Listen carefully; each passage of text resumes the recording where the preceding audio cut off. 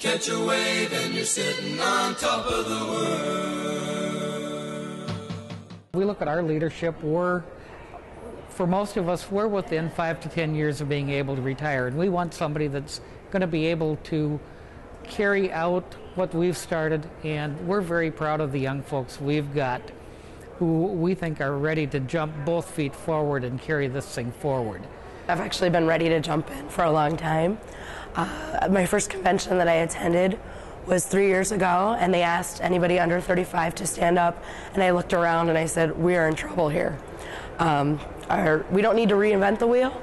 The wheel was before us from them, but we need their mentorship, and we need to get numbers involved and pull them up and get the people active. There's so many young people that are members of this union, they're just not involved.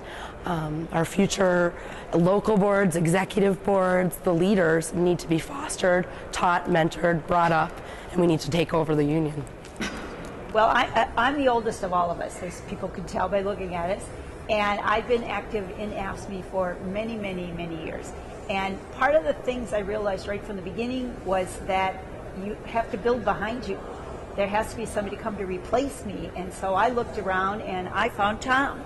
And Tom and I became friends, and we began to work together, and he learned wonderful things. And he has now stepped up into a leadership position in the union, in a leadership position in the city. And I'm just very proud that when I leave, someone like Tom is going to be there to take my place. Never forget that day, 16, 15 years ago, Robin Madsen and Jerry Surfling in the back of a city council meeting doing this to me, both smiling, and then I was brought in, and here I am 16 years later.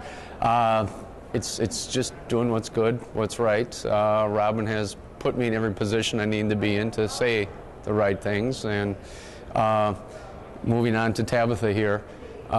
Tabitha always has something to say and ask about, and when's the union going to do this, when's the union going to do that, and eventually we are the union. That's the message I spread. If you need something done, we need to do it ourselves and step forward. And I also pulled the strings that her dad was a Teamster. And I'm really excited to be a part of the Next Wave movement. I grew up in a blue-collar Teamster home, and it's just a way for me to be involved and, go back to some grassroots organizing and really help rebuild the middle class and rebuild the labor movement. And if young people don't get involved now, then when are we? We need to be the trained, mentored next leaders of AFSCME. I actually met Robin when I was a very small child, and I used to frequent the bookmobile, and so I've known her my entire life. And then, like Tom said, I was a Parks employee, and he was my director, and he challenged my servicing beliefs, and now here I am, and I'm a part of my local and pretty active in the Next Wave, and I'm really glad that I have mentors like Tom and Robin. We need to absorb as much of that knowledge and gain the benefit of that experience as fast as we can here.